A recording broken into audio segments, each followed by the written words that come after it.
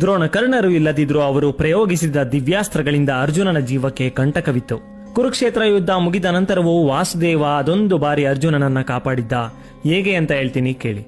ಭೀಮನ ಗದೆಯ ಏಟಿಗೆ ದುರ್ಯೋಧನನ ತೊಡೆ ಮುರಿದಿತ್ತು. ನ್ಯಾಯವಲ್ಲವಾದರೂ ಸಹ ಭೀಮನ ಪ್ರತಿಜ್ಞೆ, ದುರ್ಯೋಧನನಿಗೆ ಮೈತ್ರೇಯ ಮುನಿಯು ಕೊಟ್ಟ ಶಾಪದಿಂದ ಇದು ನಡೆಯಲೇಬೇಕಿತ್ತು. ಹೀಗೆ ದುರ್ಯೋಧನನ ಮರಣದ ನಂತರ ಸಮಾಪ್ತವಾದ ಕುರುಕ್ಷೇತ್ರದಲ್ಲಿ ಜನಾರ್ದನ ತನ್ನ ಪಂಚಜನ್ಯ ಶಂಖ ಊದೋಕೆ ಶುರು ಮಾಡಿದ್ರು. ಯುದ್ಧ ಗೆದ್ದ ರಣ ವಿಜಯ ಕಾಹಳೆ ಅದು. ನಂತರ ಎಲ್ಲರೂ ಅವರವರ ಬಿಡಾರಗಳಿಗೆ ತೆರಳಿದ್ರೆ ಕೃಷ್ಣ ಮತ್ತು ಅರ್ಜುನ ಯುದ್ಧದ ಸಮಯದಿಂದ ಬಳಸಿದ ಅದೊಂದೇ ರಥದಲ್ಲೇ ಕೌರವರಾಜನ ಬಿಡಾರದ ಬಳಿ ಹೋಗ್ತಾರೆ. ಜೊತೆಗೆ ಉಳಿದ ಪಾಂಡವರು ಕೂಡ ಕೃಷ್ಣನನ್ನ ಹಿಂಬಾಲಿಸಿ ಬಂದಿದ್ರು.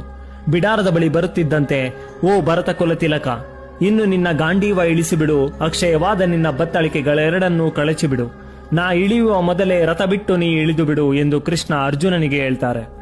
ಮರು ಮಾತನಾಡದೆ ಕೇಶವನ ಮಾತಿಗೆ ತಲೆದೂಗಿ ರಥದಿಂದ ಅರ್ಜುನ ಕೆಳಗಿಳಿದ ನಂತರವೇ ಕೃಷ್ಣ ಕುದುರೆಗಳ ಕಡಿವಾಣ ಸಡಿಲಿಸಿ ಕೆಳಗಿಳಿದ್ರು. ರಥ ಧ್ವಜದಲ್ಲಿದ್ದ ಆಂಜನೇಯ ಅದೃಶ್ಯರಾಗ್ತಾರೆ. ತಕ್ಷಣವೇ ಯಾವ ಬೆಂಕಿಯ ಲಕ್ಷಣವಿಲ್ಲದಿದ್ರು ರಥ ಆಕಾಶವನ್ನ ಮುಟ್ಟುವಷ್ಟು ಬೆಂಕಿಯ ಜ್ವಾಲೆಗೆ ತುತ್ತಾಗಿ ದಗದಗ ಉರಿಯಲು ಶುರು ಮಾಡ್ತು.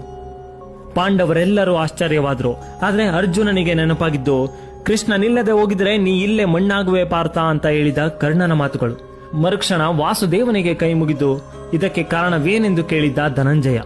ಮುಗುಳ್ನಕ್ಕ ದೇವಕಿ ನಂದನ, ದ್ರೋಣಕರ್ಣರ ದಿವ್ಯಾಸ್ತ್ರಗಳಿಗೆ ರಥದ ತುಂಬಾ ಜ್ವಾಲೆ ಹಬ್ಬಿ ಹಲವು ದಿನಗಳೇ ಆಗಿದೆ. ಸಾರಥಿಯಾಗಿ ನಾನೇ ಕುಳಿತಿದ್ದರಿಂದ, ಧ್ವಜದಲ್ಲಿ ಸಾಕ್ಷಾತ್ ಹನುಮನೇ ನೆಲೆಸಿದ್ದರಿಂದ ನಿನಗದು ತಿಳಿಯಲಿಲ್ಲ.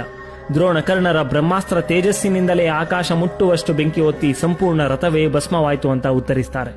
ಕರ್ಣ ಹೇಳಿದಂತೆ ಪಾರ್ಥನನ್ನ ಕಡೆಗೂ ಕಾಪಾಡಿದ್ದು ಶ್ರೀಕೃಷ್ಣನೇ.